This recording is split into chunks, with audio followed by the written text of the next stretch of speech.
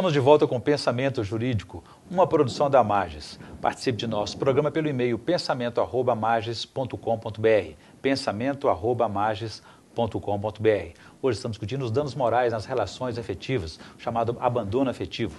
Nosso entrevistado é o juiz Cleiton Rosa de Rezende, que é titular da 5ª Vara de Família da Comarca de Belo Horizonte. Doutor Cleiton, no bloco anterior, deixou uma pergunta para o senhor. Se não seria mais adequado procurar um psicólogo para resolver essas relações afetivas mal resolvidas, ou se a própria justiça poderia encaminhá-los para uma terapia, ou o direito hoje está dialogando com a sociologia, com a psicologia? Como é que o senhor avalia esse momento? Exatamente, mas no julgamento de uma ação como essa, o juiz vai ter que se ater ao pedido. E normalmente o que o advogado pede é a indenização, é valor monetário.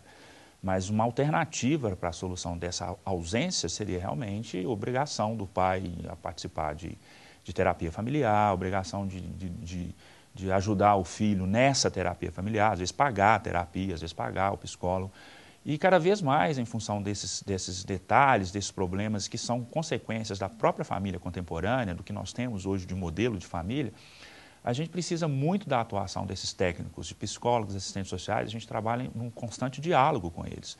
A verdade é que para se fazer um julgamento, nós não conseguimos chegar a uma conclusão sem antes ter um relatório, um parecer, um estudo técnico de um psicólogo, de um assistente social. E o fato é que hoje a justiça busca ir além da letra fria da lei, né? Buscando também a humanização desses conflitos. A grande verdade é que uma sentença ela é muito, vamos dizer, simples, porque o que ela vai dizer é exatamente a letra fria da lei. E às vezes você percebe que no julgamento do caso concreto, é necessário que você buscasse uma alternativa para que aquele grupo familiar pudesse novamente estabelecer uma comunicação, estabelecer um diálogo. Às vezes a sentença por si só não resolve isso. Ser uma família na plenitude, né? Ou às vezes pode até afastar, porque o pai pode ficar tão ressentido também que a coisa pode se inverter. Em vez de ser o filho o magoado, o pai passa a ser o magoado irreversivelmente. É o que normalmente acontece, você imagina, né? Se você já não gosta do filho, já não deu aquela atenção que deveria dar, e aí ele ainda vai te cobrar uma indenização, isso não vai aproximá-lo com toda certeza. Ou ainda que goste, mas fica um ressentimento muito forte. É preciso gerenciar bem isso, A questão é aumentar o ressentimento. Normalmente se aumenta. Quando mexe no bolso, se aumenta o ressentimento. E o senhor falou sobre a questão de monetarizar, essa expressão que o senhor usou, monetarizar essas relações afetivas. Existe também o outro lado, o risco de isso virar uma indústria de danos, todo mundo querer só dinheiro. E aí é que está o cuidado que o magistrado deve ter na hora de fazer o julgamento, para que isso não vire apenas um oportunismo das pessoas querendo buscar um dinheiro. Que isso realmente seja um mecanismo para chamar a atenção dos pais, né, para a responsabilidade que tem, que é colocar um filho no mundo.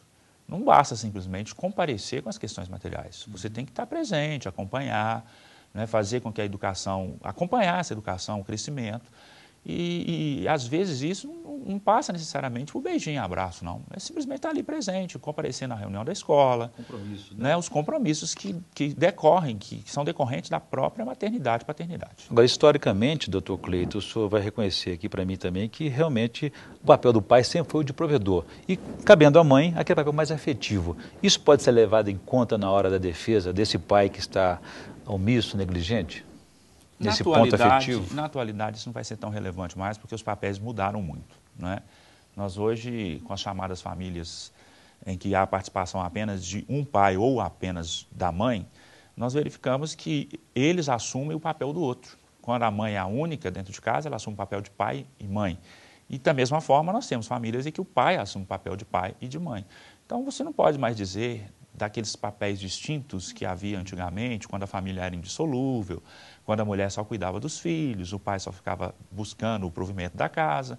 Então, os papéis mudaram. Então, essa realidade a gente precisa pensar no direito, né? Então, quer dizer, o pai já não comparece na família mais só para poder comprar os alimentos. Ele tem que estar presente, auxiliando efetivamente na educação formal, na educação espiritual, na educação moral do filho. Tem que participar, né? Tem que participar. E caso o STF, o Supremo Tribunal Federal, decida realmente nesse sentido aí de que dar amor é uma imposição, é uma obrigação legal, que tipo de repercussão isso pode ter para o direito de família?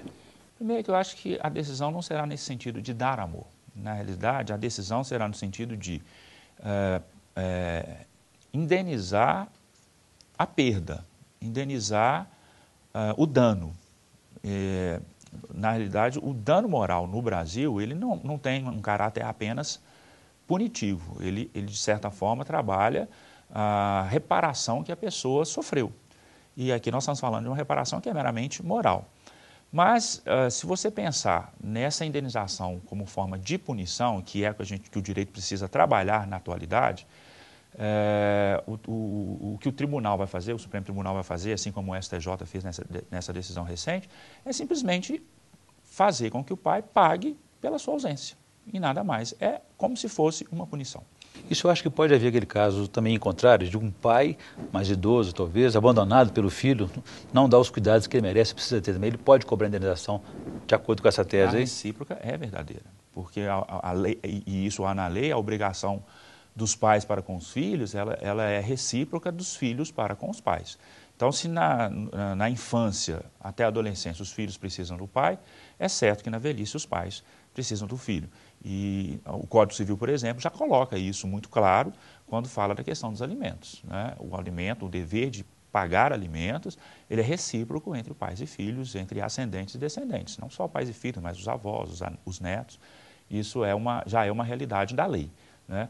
Agora, a questão do abandono dos pais também, né, vai gerar uma nova discussão acerca se os filhos também poderiam ser chamados a indenizar essa perda, né? Porque os pais às vezes são esquecidos em asilos, às vezes são esquecidos sem uma assistência, né? Sem um acompanhamento que deveriam, decorrente da própria situação da idade. E da mesma forma como há a omissão dos pais, há também a omissão dos filhos. Quando há situações mais graves, como violência doméstica, né, contra os idosos, né? Doutor Cleito, o senhor já lida nessa área de direito de família há muito tempo. O senhor já conhece algum caso ou já julgou algum processo de abandono afetivo? Sim, eu tive um caso mais ou menos recente, em que uma filha cobrava do pai. Na verdade, eles juntaram no mesmo processo dois pedidos, que eram referente a uma pensão para poder custear a faculdade dela e também essa indenização pelo abandono afetivo. E esse foi um caso muito interessante, que me chamou bastante atenção, justamente pela fala do pai no momento que a gente estava em audiência. Porque quando eu perguntei a ele sobre essa questão do abandono afetivo, eu não me lembro exatamente como foi a pergunta, mas ele falou para mim uma coisa que me marcou muito até. Ele falou assim, olha, ela está me cobrando uma coisa que eu também não sei o que é. Então, ele era uma pessoa que vivia no norte de Minas, uma pessoa que não está muito acostumada a essas questões jurídicas, uma pessoa que foi criado num padrão, né, antigo, provavelmente sem muito afeto, provavelmente sem essa coisa de muita participação dos pais, e ele me disse que também não conhecia isso. Então, isso de certa forma, pesou na hora do julgamento, né? Como é que eu vou indenizar, ou melhor, como é que eu vou condenar uma pessoa a pagar uma indenização daquilo que ela não sabe o que é? Isso parece um caso típico para conciliação resolver. Você não acha de promover um diálogo, uma aproximação entre os dois? Por esse aspecto é que hoje nós que trabalhamos com direito de família, estamos pensando muito na figura da mediação, que é uma maneira de fazer com que os envolvidos, esse grupo familiar, possa eles mesmos restabelecer essa comunicação. Se essa interferência do Estado é excessiva, né? O Estado vai interferir de modo a levá-los a esse restabelecimento, guiá-los para esse restabelecimento. É lógico, se eles não quiserem participar do processo, que a mediação, ela necessita da aceitação das duas partes para participar de um processo que ainda não é, vamos dizer, institucionalizado no Brasil. A mediação é um instituto relativamente novo, em que as pessoas são chamadas, juntamente com um terceiro, que é neutro, que é treinado para essa arte, para chamá-los a pensar sobre o próprio conflito. Eles vão, eles mesmos, discutir onde que eles erraram, onde é que eles podem mudar, onde é que eles podem melhorar.